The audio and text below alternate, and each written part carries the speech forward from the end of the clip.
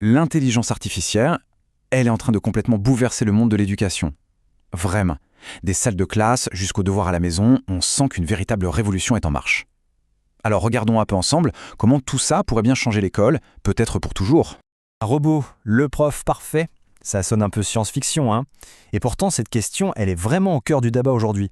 Elle résume parfaitement en fait toute la tension qu'il y a entre, d'un côté, un potentiel qui a l'air immense, et de l'autre, des controverses assez profondes que l'IA soulève dans nos écoles.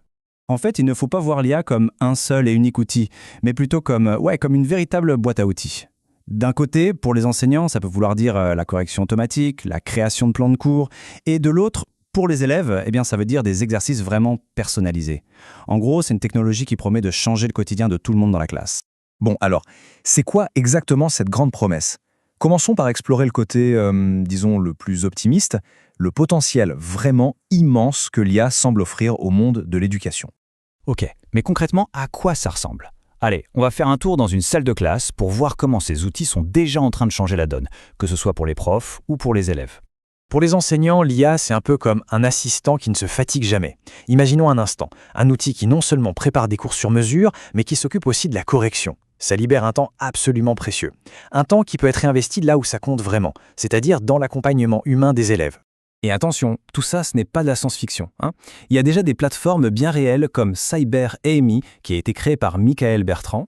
Elle nous montre que l'apprentissage personnalisé, c'est déjà une réalité. Pour une fois, c'est la technologie qui s'adapte au rythme de chaque élève, et pas l'inverse. Et du côté des élèves, alors là, c'est une véritable petite révolution.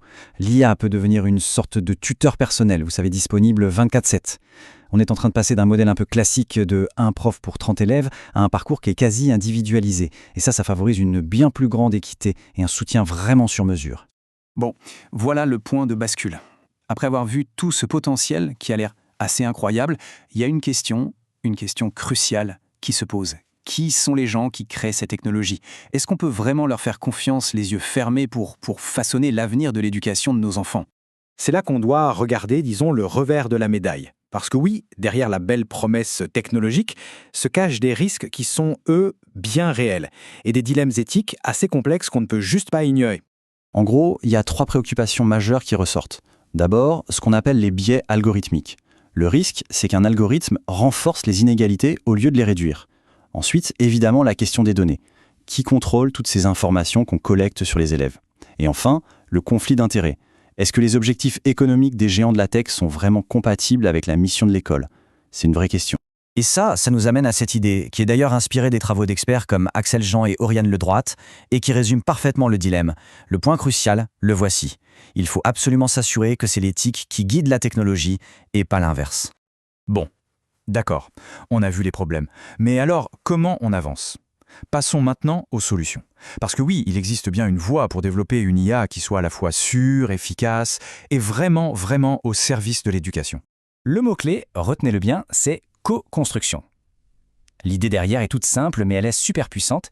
Il faut que les profs, les chercheurs et les développeurs travaillent main dans la main, et ce, dès le début. C'est la seule façon de s'assurer que les outils concrets répondent à de vrais besoins pédagogiques. Et comment ça se passe, cette co-construction? C'est un processus en 3 étapes assez logiques. 1. Ce sont les experts du terrain, les profs, les chercheurs, qui définissent les besoins. 2. Les entreprises de la tech développent des outils pour répondre à cette demande précise. Et 3. Super important, un suivi constant pour garantir que l'outil reste bien aligné avec sa mission. C'est ce qu'on pourrait appeler un cercle vertueux. Et le plus beau, c'est que ce modèle n'est pas juste une belle idée sur le papier. Il y a déjà des initiatives très concrètes, comme le projet P2IA en France ou AI4T au niveau européen, qui sont en train de mettre ça en pratique. C'est bien la preuve que ça peut marcher. Ok, maintenant, prenons un peu de hauteur. Parce que cette conversation, elle ne se passe pas juste en France. Non, elle est mondiale. Et d'ailleurs, il y a un événement majeur qui se prépare et qui pourrait bien définir les règles du jeu pour les prochaines années. En février 2025, c'est à Paris que ça va se passer. La ville va accueillir un sommet international absolument crucial. Au programme, des discussions qui vont porter directement sur les cadres politiques, éthiques, bref, tout ce qu'il faut pour bien encadrer l'IA dans l'éducation. Clairement, c'est un rendez-vous à ne pas rater pour qui s'intéresse à l'avenir de l'école. On est donc face à un moment, un moment décisif. Tout l'enjeu, c'est de réussir à faire de l'IA un véritable partenaire pour l'éducation. Et surtout, d'éviter qu'elle ne devienne un élément perturbateur qui ne ferait qu'aggraver les problèmes qu'on a déjà.